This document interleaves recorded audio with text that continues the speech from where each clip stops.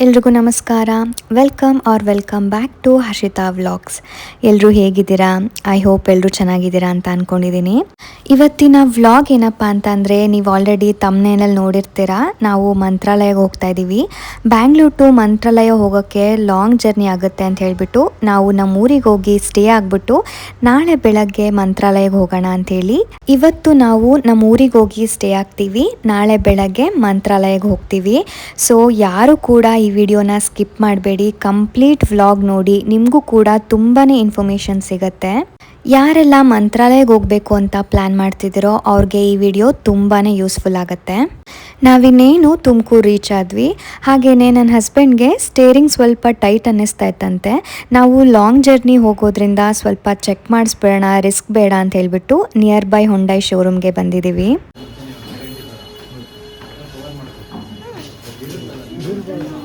ಕಾರ್ನೆಲ್ಲ check ಮಾಡಿಸಿದ್ದಾಯಿತು, ಯಾವುದೇ ರೀತಿ major problem ಏನೂ ಇರಲಿಲ್ಲ. ಸೊ ಈ ರೀತಿ ಲಾಂಗ್ ಡ್ರೈವ್ ಹೋಗ್ತೀವಿ ಅಂದರೆ ಸ್ವಲ್ಪ ಭಯ ಆಗುತ್ತೆ ಅಲ್ವಾ, ಹಾಗಾಗಿ ಚೆಕ್ ಮಾಡಿಸ್ಕೊಂಡು ನಾವು ಕೂಡ ನಮ್ಮ ಊರಿಗೆ ಹೊರಟ್ವಿ. ನೀವು ಕೂಡ ಎಲ್ಲಾದರೂ ಲಾಂಗ್ ಜರ್ನಿ ಮಾಡ್ತಿದ್ದೀರಾ ಅಂದರೆ ಯಾವುದೇ ಪ್ರಾಬ್ಲಮ್ ಬಂದರೂ ಇಗ್ನೋರ್ ಮಾಡಬೇಡಿ. ಅದು ದೊಡ್ಡದಾಗಿರಲಿ ಚಿಕ್ಕದಾಗಿರಲಿ, ಪ್ಲೀಸ್ ಬಿ ಕೇರ್ಫುಲ್.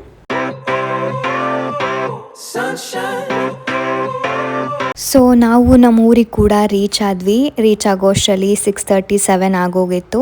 ಸೊ ಇದು ನೆಕ್ಸ್ಟ್ ಡೇ ಕಂಟಿನ್ಯೂಷನ್ ವ್ಲಾಗ್ ಆಗಿರುತ್ತೆ. ನಾವೆಲ್ಲರೂ ಕೂಡ ಮನೆಯಿಂದ ಹೊರಟು ಮಂತ್ರಾಲಯಕ್ಕೆ ಹೋಗ್ತಾ ಇದ್ದೀವಿ.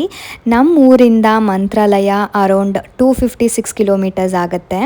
ನಾವೆಲ್ಲರೂ ಮಂತ್ರಾಲಯಕ್ಕೆ ಹೋಗ್ತಾ ಇರೋದು ಇದೇ ಫಸ್ಟ್ ಟೈಮ್. ನಾವಂತೂ ತುಂಬಾ ಎಕ್ಸೈಟೆಡ್ ಆಗಿದ್ವಿ. ನಿಜವಾಗ್ಲೂ ಎಷ್ಟೊಂದು ಸತಿ ಪ್ಲ್ಯಾನ್ ಮಾಡಿದ್ರೂ ಹೋಗೋಕ್ಕಾಗಿರಲ್ಲ. ಇದೇ ರೀತಿ ನಿಮಗೂ ಅನ್ನಿಸ್ತಾ ಇದೆ ಅಲ್ವಾ? ನೀವು ಕೂಡ ಮಂತ್ರಾಲಯಕ್ಕೆ ಹೋಗಬೇಕು ಅಂದ್ಕೊಂಡ್ರೆ ಖಂಡಿತವಾಗ್ಲೂ ಪ್ಲ್ಯಾನ್ ಮಾಡ್ಕೊಂಡು ಹೋಗಿ. ನಮ್ಮೆಲ್ರಿಗೂ ನಮ್ಮ ಮಗಳ ಜೊತೆ ಹೋಗ್ತಾ ಇರೋದು ತುಂಬಾ ಖುಷಿ ಇದೆ. ನೋಡೋಣ ನಮ್ಮ ಮಂತ್ರಾಲಯ ಜರ್ನಿ ಹೇಗಿರುತ್ತೆ, ನಿಮ್ಮೆಲ್ಲರ ಜೊತೆ ಶೇರ್ ಮಾಡ್ತೀನಿ.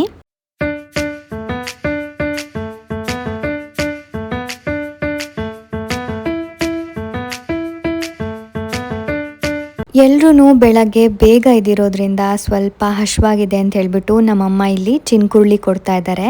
ಎಲ್ಲ ಕಾಳುಗಳನ್ನು ಹುರಿದ್ಬಿಟ್ಟು ಅದಕ್ಕೆ ಉಪ್ಪು ಖಾರ ಹಾಕಿರ್ತಾರೆ. ನಿಜವಾಗ್ಲೂ ತುಂಬಾ ರುಚಿಯಾಗಿತ್ತು. ನನಗಂತೂ ತುಂಬ ಇಷ್ಟ ಆಯಿತು. ಅಪ್ಕಮಿಂಗ್ ವ್ಲಾಗಲ್ಲಿ ನಾನು ಈ ರೆಸಿಪಿನ ನಿಮ್ಮೆಲ್ಲರ ಜೊತೆ ಶೇರ್ ಮಾಡ್ತೀನಿ. ಇನ್ನೊಂದೇನು ಗೊತ್ತಾ, ನಾವೆಲ್ಲಾದರೂ ಈ ರೀತಿ ಹೊರಗಡೆ ದೇವಸ್ಥಾನಗಳಿಗೆ ಹೋಗ್ತಾ ಇದ್ದೀವಿ ಅಂತಂದರೆ ನಮ್ಮ ಮನೆಯಲ್ಲಿ ನಮ್ಮಮ್ಮ ಚಟ್ನಿ ಪುಡಿ, ರೊಟ್ಟಿ, ಚಪಾತಿ, ಖಾರದ ಚಟ್ನಿ ಈ ರೀತಿ ಮನೆಯಿಂದನೇ ಅಡುಗೆನ ಮಾಡಿಕೊಂಡು ಹೋಗೋದು ರೂಢಿ.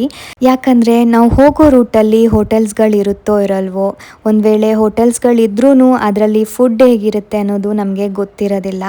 ಹಾಗಾಗಿ ನಮ್ಮಮ್ಮ ಮನೆಯಿಂದನೇ ಎಷ್ಟಾಗುತ್ತೋ ಅಷ್ಟು ಅಡುಗೆನ ಮಾಡಿಕೊಂಡು ಬಾಕ್ಸ್ಗೆ ಹಾಕ್ಕೊಂಡು ತೊಗೊಂಡು ಬಂದಿದ್ದಾರೆ. ಸೊ ನಾವಿಲ್ಲಿ ಪುಳಿಯೋಗರೆ ಹಾಗೆ ಮೊಸರನ್ನ ತಿಂತಾ ಇದ್ದೀವಿ. ನಿಜವಾಗ್ಲೂ ಇದೊಂಥರ ನಮಗೆಲ್ಲರಿಗೂ ಮಿನಿ ಪಿಕ್ನಿಕ್ ಅಂತಲೇ ಅನ್ನಿಸ್ತು. ನೇಚರ್ ಮಧ್ಯದಲ್ಲಿ ಕುತ್ಕೊಂಡು ಊಟ ಮಾಡೋದು ನಿಜವಾಗ್ಲೂ ತುಂಬಾ ಚೆನ್ನಾಗಿರುತ್ತೆ. ನಾವಂತೂ ತುಂಬ ಎಂಜಾಯ್ ಮಾಡಿದ್ವಿ. ಊಟ ಎಲ್ಲ ಮುಗಿಸ್ಕೊಂಡು ನಾವು ಕೂಡ ಅಲ್ಲಿಂದ ಹೊರಟ್ವಿ. ಸೊ ನಾವು ರೀಚ್ ಆಗೋಷ್ಟರಲ್ಲಿ 12 o'clock ಆಗಿತ್ತು ಮಧ್ಯಾಹ್ನ.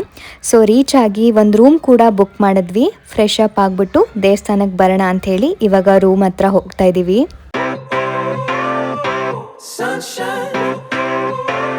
ನಾವೆಲ್ಲರೂ ರೂಮಲ್ಲಿ ಫ್ರೆಶ್ ಅಪ್ ಆಗಿಬಿಟ್ಟು ದೇವಸ್ಥಾನಕ್ಕೆ ಹೋಗೋಣ ಅಂತ ಬಂದಿದ್ದೀವಿ. ದೇವಸ್ಥಾನ 2 ಗಂಟೆಯಿಂದ 4 ಗಂಟೆ ತನಕ ಕ್ಲೋಸ್ ಮಾಡಿರ್ತಾರೆ. ಸೊ ಅಷ್ಟರಲ್ಲಿ ದೇವ್ರ ದರ್ಶನ ಮಾಡ್ಕೊಂಬಿಟ್ಟು ಬರೋಣ ಅಂಥೇಳಿ ಹೋಗ್ತಾ ಇದ್ದೀವಿ. ನಿಮಗೆಲ್ಲ ಗೊತ್ತೇ ಇರುತ್ತೆ, ಈ ದೇವಸ್ಥಾನ ಗುರುವಾರ, ಶನಿವಾರ ಹಾಗೆ ಭಾನುವಾರ ತುಂಬಾ ರಶ್ ಇರುತ್ತೆ. ಗುರುವಾರ ರಾಯರ್ ವಾರ ಆಗಿರೋದ್ರಿಂದ ಆ ದಿನವೂ ಎಲ್ಲ ದರ್ಶನ ಮಾಡೋಕ್ಕೆ ಅಂತ ಬರ್ತಾರೆ. ಹಾಗಾಗಿ ಅವತ್ತು ರಶ್ ಇರುತ್ತೆ. ಹಾಗೆ ಶನಿವಾರ ಭಾನುವಾರ ಹಾಲಿಡೇ ವೀಕೆಂಡ್ ಅಂತ ಹೇಳಿಬಿಟ್ಟು ಅವಾಗಲೂ ಕೂಡ ಮಂತ್ರಾಲಯ ಪ್ಲ್ಯಾನ್ ಮಾಡಿ ಜನ ಜಾಸ್ತಿ ಬರೋದ್ರಿಂದ ಅವಾಗಲೂ ಕೂಡ ತುಂಬಾ ರಶ್ ಇರುತ್ತೆ. ನಾವು ಬಂದಿರೋದು ಶುಕ್ರವಾರ ಆಗಿರೋದ್ರಿಂದ ಅಷ್ಟೇನು ರಶ್ ಅನಿಸ್ಲಿಲ್ಲ. ಹಾಗೆ ನಾವು ಮೊದಲು ಹೋಗಿದ್ದು ಮಂಚಾಲಮ್ಮನ ದೇವಸ್ಥಾನಕ್ಕೆ. ಎಲ್ಲರೂ ಕೂಡ ಹೇಳ್ತಾ ಇರ್ತಾರೆ ನಾವು ಮೊದಲು ಮಂಚಾಲಮ್ಮನ ದೇವಸ್ಥಾನಕ್ಕೆ ಹೋಗ್ಬಿಟ್ಟು ಆಮೇಲೆ ರಾಯರ ದರ್ಶನ ಮಾಡಬೇಕು ಅಂತ. ನಾವು ಕೂಡ ಮೊದಲು ಮಂಚಾಲಮ್ಮನ ದರ್ಶನ ಮಾಡಿಕೊಂಡು ಆಮೇಲೆ ರಾಯರ ದರ್ಶನ ಮಾಡ್ಕೊಂಡು ಬಂದ್ವಿ. ನನಗೆ ಗೊತ್ತಿರೋ ಪ್ರಕಾರ ಇದು ಮಂತ್ರಾಲಯ ಆಗೋಕ್ಕೂ ಮುಂಚೆ ಮಂಚಾಲೆ ಅಂತ ಗ್ರಾಮ ಇತ್ತು. ಆ ಗ್ರಾಮಕ್ಕೆ ಗ್ರಾಮ ದೇವತೆ ಮಂಚಾಲಮ್ಮ. ಹಾಗಾಗಿ ಗ್ರಾಮ ದೇವತೆಗೆ ಮೊದಲು ಪೂಜೆ ಸಲ್ಲಿಸಬೇಕು ಅಂತ ಹೇಳಿ ಮಂಚಾಲಮ್ಮಂಗೆ ಫಸ್ಟ್ ಹೋಗ್ಬಿಟ್ಟು ಆಮೇಲೆ ರಾಯರ ದರ್ಶನ ಮಾಡಬೇಕು ಅಂತ ಹೇಳ್ತಾರೆ ಅನ್ಸುತ್ತೆ. ನಾವೆಲ್ಲರೂ ರಾಯರ ದರ್ಶನ ಮಾಡಿಕೊಂಡು ಈಗ ಬಂದಿರೋದು ಅಭಯ ಆಂಜನೇಯ ದೇವಸ್ಥಾನಕ್ಕೆ. ನಾವೇನು ಮಾಡಿದ್ವಿ ಅಂದರೆ ಕಾರ್ನ ಮಂತ್ರಾಲಯದಲ್ಲೇ ಪಾರ್ಕ್ ಮಾಡಿಬಿಟ್ಟು ಆಟೋನ ಬುಕ್ ಮಾಡಿಕೊಂಡು ಅಲ್ಲಿಂದ ಎಲ್ಲ ಪ್ಲೇಸಸ್ ಕವರ್ ಮಾಡೋಣ ಅಂತ ಹೇಳಿ ಬಂದಿದ್ದೀವಿ. ಪರ್ ಪರ್ಸನ್ 150 ರುಪೀಸ್ ಏನೋ ತೊಗೊಳ್ತಾರೆ.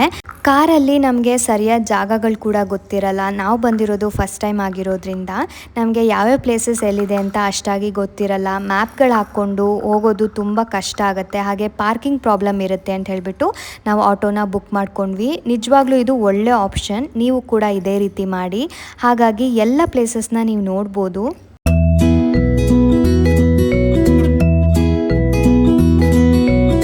ಸೊ ನಾವಿವಾಗ ಬಂದಿರೋದು ಬಿಚ್ಚಾಲೆ ಅಂತ ಒಂದು ಗ್ರಾಮಕ್ಕೆ. ಅಲ್ಲಿ ಅಪ್ಪಣ್ಣಾಚಾರ್ಯರ ಮನೆ ಇದೆ. ನಿಮಗೆಲ್ಲ ಗೊತ್ತೇ ಇರುತ್ತೆ, ಅಪ್ಪಣ್ಣಾಚಾರ್ಯರು ರಾಯರ ಪರಮ ಭಕ್ತರು ಅಂತ ಹೇಳ್ಬಿಟ್ಟು. ಹಾಗಾಗಿ ರಾಯರು ಬಿಚ್ಚಾಲೆಗೆ ಬಂದು ಇವ್ರ ಮನೆಯಲ್ಲಿ ಉಳ್ಕೋತಾ ಇದ್ರು, ಇದೇ ಜಾಗದಲ್ಲಿ ಅವ್ರು ಮಲಗ್ತಾ ಇದ್ರು ಅಂತ ಹೇಳ್ಬಿಟ್ಟು ಇಲ್ಲಿರೋರು ಹೇಳ್ತಾ ಇದ್ರು. ನಾವು ನಿಜವಾಗ್ಲೂ 300 ವರ್ಷದ ಹಳೆ ಕಾಲದ ಮನೆ ನೋಡ್ತಾ ಇದ್ದೀವ, ಅದು ರಾಯರು ಅಪ್ಪಣ್ಣಾಚಾರ್ಯರು ಇದ್ದಂಥ ಮನೆನ ನೋಡ್ತಾ ಇದ್ದೀವಿ ಅಂದರೆ ನಿಜವಾಗ್ಲೂ ತುಂಬಾ ಖುಷಿ ಆಗುತ್ತೆ. ನೀವು ನೋಡ್ತಾ ಇದ್ದೀರಲ್ಲ ಈ ಫೋಟೋಗಳನ್ನ, ರಾಯರು ಹುಟ್ಟಿದಾಗಿನಿಂದ ಜೀವಂತ ಸಮಾಧಿ ಆಗೋವರೆಗೂ ಏನೇನು ಪವಾಡಗಳನ್ನ ಮಾಡಿದ್ದಾರೆ ಅನ್ನೋದನ್ನು ಈ ಫೋಟೋ ಮೂಲಕ ನಮಗೆಲ್ಲ ತೋರಿಸ್ತಾ ಇದ್ದಾರೆ. ಅಪ್ಪಣ್ಣಾಚಾರ್ಯರ ಮನೆ ನಾವು ನೋಡಿಕೊಂಡು ನೇರವಾಗಿ ಬೃಂದಾವನಕ್ಕೆ ಬಂದ್ವಿ. ಬೃಂದಾವನ ಹಾಗೆ ಅಪ್ಪಣ್ಣಾಚಾರ್ಯರ ಮನೆ ತುಂಬ ಹತ್ತಿರದಲ್ಲೇ ಇದೆ.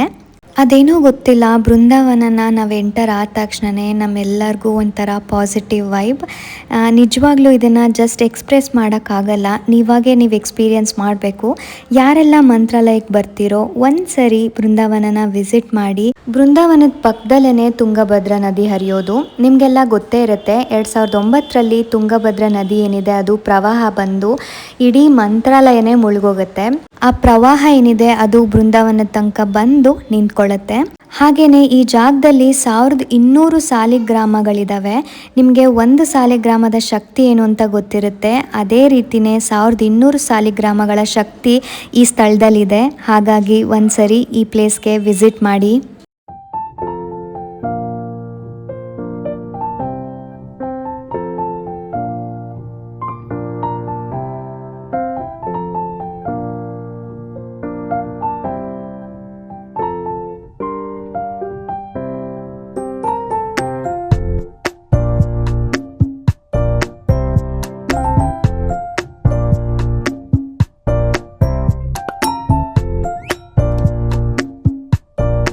ಹಾಗೆಯೇ ಈ ಜಾಗದ ಇನ್ನೊಂದು ವಿಶೇಷತೆ ಏನಪ್ಪ ಅಂತಂದರೆ, ನಮ್ಮೆಲ್ಲರಿಗೂ ಗೊತ್ತೇ ಇದೆ ಅಪ್ಪಣ್ಣಾಚಾರ್ಯರು ರಾಯರ ಮೇಲೆ ಎಷ್ಟು ಭಕ್ತಿ ಇಟ್ಟಿದ್ರು ಅಂತ ಹೇಳ್ಬಿಟ್ಟು. ರಾಯರು ಬೃಂದಾವನ ಪ್ರವೇಶ ಮಾಡೋವಾಗ ಅಪ್ಪಣ್ಣಾಚಾರ್ಯರಿದ್ದರೆ ನಿಜವಾಗ್ಲೂ ಬಿಡಲ್ಲ ಅಂತ ಹೇಳ್ಬಿಟ್ಟು ಅವ್ರನ್ನ ತೀರ್ಥಯಾತ್ರೆಗೆ ರಾಯರು ಕಳಿಸ್ತಾರೆ. ಅವರು ತೀರ್ಥಯಾತ್ರೆಗೆ ಹೋಗಿರ್ತಾರೆ. ಆ ಟೈಮಲ್ಲಿ ರಾಯರು ಬೃಂದಾವನ ಪ್ರವೇಶ ಮಾಡೋಕ್ಕೆ ಎಲ್ಲ ಸಿದ್ಧತೆಗಳನ್ನ ಮಾಡ್ಕೋತಾ ಇರ್ತಾರೆ. ಅಪ್ಪಣ್ಣಾಚಾರ್ಯರಿಗೆ ರಾಯರ ಬಗ್ಗೆ ಗೊತ್ತಾಗತ್ತೆ. ಅವರು ತೀರ್ಥಯಾತ್ರೆನ ಅರ್ಧದಲ್ಲೇ ಬಿಟ್ಟು ವಾಪಸ್ ಬರ್ತಾರೆ. ವಾಪಸ್ ಬರೋ ಅಷ್ಟರಲ್ಲಿ ರಾಯರು ಬೃಂದಾವನ ಪ್ರವೇಶ ಮಾಡಿರ್ತಾರೆ. ಅಪ್ಪಣ್ಣಾಚಾರ್ಯರು ತುಂಬ ದುಃಖದಿಂದ ಓಡ್ಕೊಂಬರ್ತಾರೆ. ಅಷ್ಟರಲ್ಲಿ ಕಡೆ ಕಲ್ಲನ್ನ ಇಟ್ಬಿಡ್ತಾರೆ. ಅಪ್ಪಣ್ಣಾಚಾರ್ಯರಿಗೆ ರಾಯರನ್ನ ನೋಡೋ ಅವಕಾಶನೇ ಸಿಗಲ್ಲ. ತುಂಬ ದುಃಖದಿಂದ 4 ಸಾಲಿರುವಂತಹ ಶ್ಲೋಕನ ಹೇಳ್ತಾ ಇರ್ತಾರೆ. ತುಂಬ ದುಃಖ ಆಗಿರೋದ್ರಿಂದ 3ನೇ ಸಾಲಿಗೆ ಅವ್ರ ಗಂಟ್ಲು ಕಟ್ಬಿಡತ್ತೆ. ಆದರೆ 4ನೇ ಸಾಲೇನಿದೆ ಅದು ಬೃಂದಾವನದೊಳಗಿಂದ ಬರುತ್ತಂತೆ. ಇದೆಲ್ಲ ಆದಮೇಲೆ ಅಪ್ಪಣ್ಣಾಚಾರ್ಯರಿಗೆ ರಾಯರನ್ನ ಬಿಟ್ಟಿರೋಕ್ಕಾಗಲ್ಲ ಅಂತ ಹೇಳ್ಬಿಟ್ಟು ಅವರು ದಿನ ಬೆಳಗ್ಗೆ ಎದ್ದು ಪ್ರತಿದಿನವೂ ಮಂತ್ರಾಲಯಕ್ಕೆ ಬಂದು ರಾಯರ ದರ್ಶನ ಮಾಡ್ಕೊಂಡು ಹೋಗ್ತಿದ್ರಂತೆ. ಕನಸಲ್ಲಿ ಒಂದಿನ ಬಂದ್ಬಿಟ್ಟು, ನೀನು ಅಷ್ಟು ದೂರ ಬರಬೇಡ, ನೀನು ಬೃಂದಾವನದಲ್ಲೇ ಇರು, ನನಗಿಲ್ಲೇ ಪೂಜೆ ಮಾಡು, ಪ್ರತಿ ಪೂಜೆ ಮೊದಲನೇ ಪೂಜೆ ನಾನು ನಿನ್ನಿಂದನೇ ತಗೋತೀನಿ ಅಂತ ರಾಯರು ಸ್ವತಃ ಅಪ್ಪಣ್ಣಾಚಾರ್ಯರಿಗೆ ಹೇಳಿದ್ರಂತೆ. ಸೊ ಹಾಗಾಗಿ ಕೆಲವರು ಬಿಚ್ಚಾಲೆಯಲ್ಲಿ ಬೆಳಗಿನ ಜಾವ ಅಪ್ಪಣ್ಣಾಚಾರ್ಯರು ರಾಯರಿಗೆ ಪೂಜೆ ಮಾಡೋ ಥರ ಶಬ್ದ ಬರುತ್ತೆ ಅಂತ ಹೇಳ್ತಾ ಇರ್ತಾರೆ.